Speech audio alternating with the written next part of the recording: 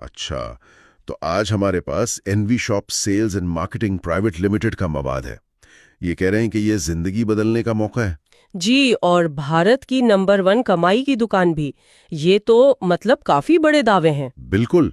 مواد میں ان کے بزنس پلان، بانی کون ہے، کیا بیچتے ہیں، اور خاص طور پر پیسے کمانے کے موقع، ان سب کی تفصیلات ہیں. تو آئیے ذرا گہرائی سے دیکھتے ہیں کہ آخر یہ ماڈل ہے کیا. صحیح. پہلی چیز جو فوراً نظر آتی ہے وہ ان کا ماڈل ہے. یہ صرف سادہ ای کامرس نہیں ہے.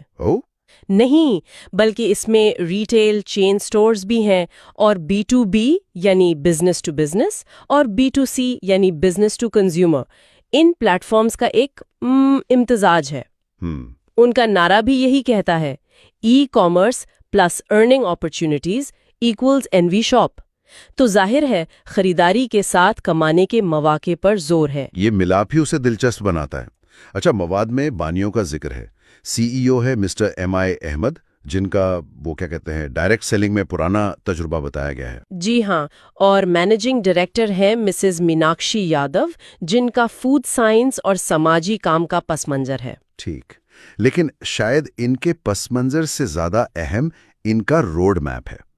2020 میں شروع ہوئے اور 2030 تک کے اہداف ہیں. جی، جیسے 2023 میں چین ویئر ہاؤس، 2025 میں B2B ایپ، اور خاص طور پر 10 کروڑ صارفین کا ہدف. 10 کروڑ، یہ تو بہت ہی بڑا ہدف ہے. بالکل بہت بڑا. تو سوال یہ ہے کہ کیا ان کے ماڈل میں وہ بات ہے جو اتنے بڑے پیمانے تک پہنچا سکے؟ یہی تو سمجھنا ہے. دیکھیں، ان کا منصوبہ کافی پھیلا ہوا ہے. ایک طرف تو یہ B2B میں ریٹیلرز، ہوٹل مالکان، کیٹررز وغیرہ کو ممبرشپ کے ذریعے خدمات دیتے ہیں. اچھا. دوسری طرف عام صارف B2C کے تحت خریداری کر سکتا ہے. پھر ان کی ایک وینڈر ایپ بھی ہے جس سے مینوفیکچررز، سروس پرووائڈرز وہ سب شامل ہو سکتے ہیں. تو مطلب ہر طرح کے بزنس اور صارف کو جوڑنے کی کوشش ہے. رجسٹریشن کا کیا ہے؟ رجسٹریشن مفت بتائی گئی ہے، لیکن کچھ خاص فائدوں کے لیے یا شاید کمائی والے نظام میں پوری طرح حصہ لینے کے لیے وہاں 1001 روپے یا دوسرے پیکیجز خریدنے کا ذکر ہے. یہ نیٹ ورک مارکیٹنگ والے ماڈلز میں اکثر ہوتا ہے. سمجھ گیا.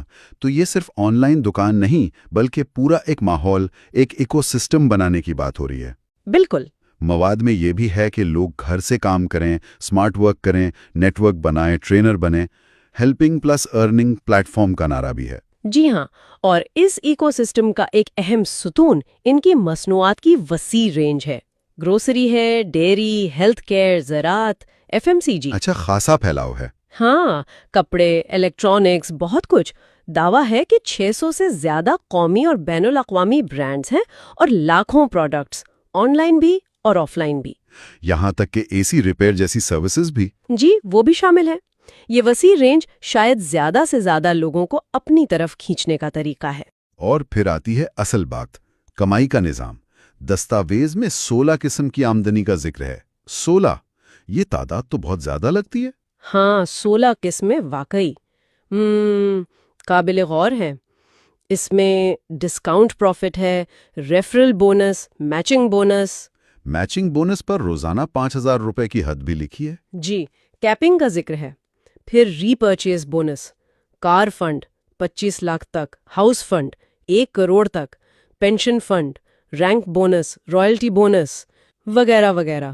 اتنی ساری قسمیں؟ جی، اتنی ساری اقسام. خاص طور پر جب ریفرل، میچنگ اور رینک بونس جیسی چیزیں ہوں تو یہ اکثر اشارہ کرتی ہیں کہ ماڈل میں نیٹ ورک بنانا، مطلب لوگوں کو جوڑنا اور ٹیم کی کارکردگی، وہ آمدنی کا بڑا حصہ ہے.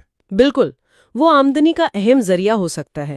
یہ نئے ممبران کے لیے تھوڑا پیچیدہ بھی ہو سکتا ہے شروع میں. یقیناً تفصیلات تو شرائط و ضوابط میں ہی ہوں گی. ظاہر ہے. تو یہ سب چیزیں بیچنے سے زیادہ نیٹ ورک بنانے پر زور دیتا ہوا نظام لگتا ہے. کمپنی اپنی کامیابیوں کا بھی خوب ذکر کرتی ہے. 2021 سے 2024 تک کئی ایوارڈز کا ذکر ہے. ہاں، جیسے India's fastest growing grocery retail stores award 2021 اور حال ہی میں Asian iconic award 2024. Film actor Sonu Sood اور وندو دارا سنگھ کا بھی نام ہے. اور پھر رینک اچیورز کی لمبی فہرستیں ہیں، سلور، گولڈ، پرل اسٹار وغیرہ. جی، یہ سب ظاہر ہے ممکنہ طور پر نئے لوگوں کو شامل کرنے یا متاثر کرنے کے لیے پیش کیا جاتا ہے۔ تو مجموعی طور پر اگر دیکھیں تو این وی شاپ ایک ایسا ماڈل پیش کرتا ہے جو کئی چیزوں کو ملاتا ہے: ای کامرس کی آسانی، ریٹیل سٹورز کی موجودگی، اور پھر ڈائریکٹ سیلنگ یا نیٹ ورک مارکیٹنگ کے ذریعے کمانے کے مواقع۔ یہ ایک ہائبرڈ ماڈل ہے جو مختلف کاروباری طریقوں کو اکٹھا کرنے کی کوشش کر رہا ہے۔ تو آخر میں یہ مواد این وی شاپ کو ایک ایسے پلیٹ فارم کے طور پر دکھاتا ہے جہاں خریداری اور کمائی ساتھ ساتھ چلتی ہیں۔ یہاں اصل سوچنے کی بات یہ بنتی ہے کہ اس قسم کے ہائبرڈ ماڈل جو ای کامرس کی وسعت اور نیٹ ورک مارکیٹنگ کی ذاتی پہنچ، ان دونوں کو جوڑتے ہیں، ان کا مستقبل کیا ہو سکتا ہے؟